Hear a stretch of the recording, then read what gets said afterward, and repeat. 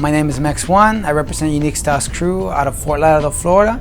And I'm also the owner of the Bboy spot and Biggest and Baddest, and now reside in Orlando, Florida.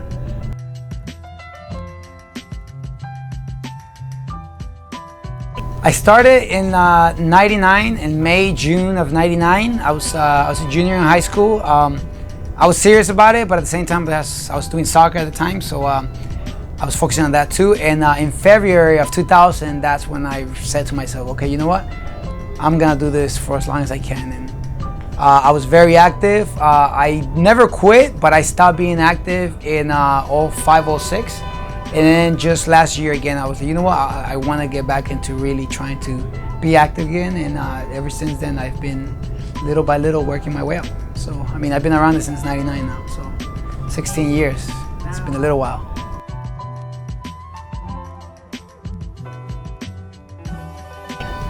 It was fun. I mean, I'm an organizer myself, so I've done a lot of events.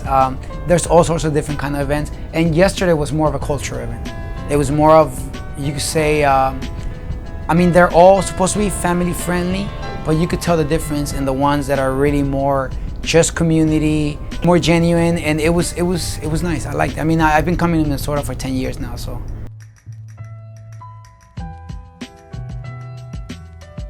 I mean, I've seen the space. I love the space. I mean, I always tell Jake, I'm like, I would live here. It's such an awesome space. The setup, everything, it's awesome. You know, it's just an awesome space. They're important because, you know, every dance style, every musical art form, every instrument playing artist or even athlete has a place to go. So why can't B-boys and B-girls? Why can't us? Usually we start dancing at our parents' houses. You know, if we're lucky, they have a garage. Or if we're lucky, they'll let us practice in the kitchen if they don't have a garage. Or they have wooden floor at the house. But we don't have a place to call our own. And we need those places. We need those places to keep growing for people to come see that it's more than just a garage thing or a high school thing, but it's actual something that you can grow with. It's important. And luckily, there's been a lot of these places opening up, and they're all community owned and operated, which is what we need. You know, dance studios are always for profit, but places like this are really for growth. They're for community, you know, and that's important.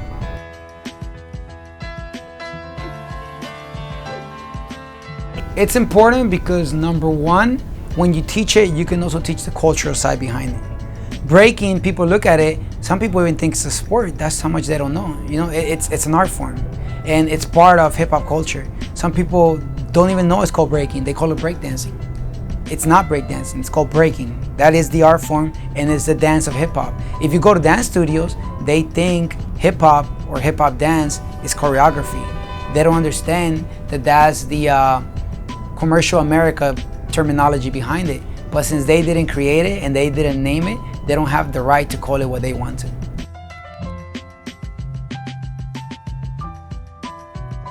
I mean, hip hop culture gave me everything.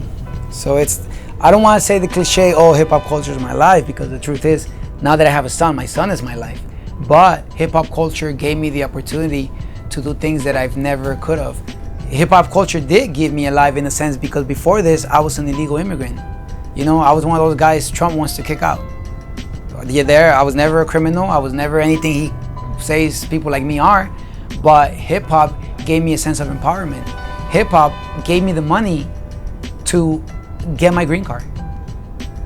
And with that, gave me the power to travel the world. Gave me the power to teach youth across the world. So if not for that, what would have been? You know, I say it gave me the money because through an event that I did, I managed to raise the funds, and that's where the money went.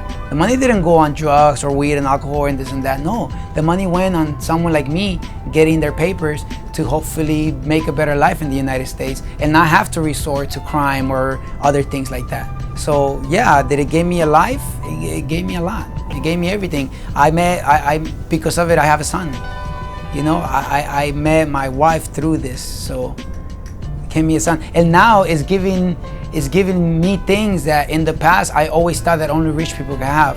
I grew up a poor kid in LA, and I remember thinking, watching sports, watching basketball, watching football, and not to be racial, but I remember thinking like, wow, it must be the greatest thing in the world to be white. because they get to go to all these places that I want to go to. And I would see the cameras and the crowds, and all I would see was white faces. Now, I take my son to all the soccer games. You know, I'm blessed to have the financial means to buy season tickets. Next, in 2 weeks, I'm gonna achieve one of my dreams, which is to watch a soccer game in Spain. And hip hop is taking me there because I'm going there for an event.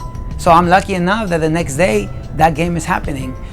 2 years ago, it took me to my first San Francisco 49ers game, which was one of the teams that I grew up rooting for as a kid, wishing that I could go to this stadium and wishing that I can see this. And through this, I managed to, because I got flown out in San Francisco and the next day there was a game. I got to go to Paris. I got to go to Latin America. I got to go to Mexico for the first time after 50 years of being away. 15 years. That was my first trip, and it was Mexico's Independence Day. So thanks to hip hop, I've managed to travel the world and also live out my dream, even in things outside of before I knew hip hop.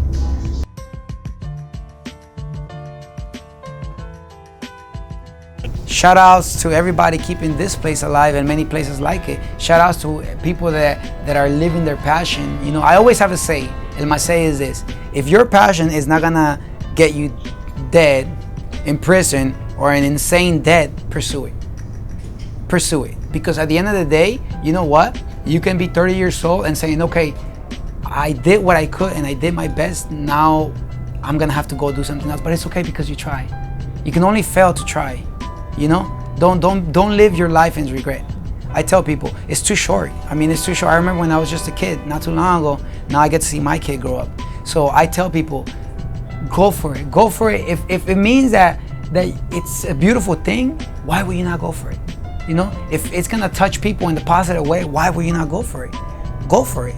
So I want to give, just tell everybody out there, just a shout out, yeah, to the passionate individuals that are making it happen, not just for themselves, but for everybody else.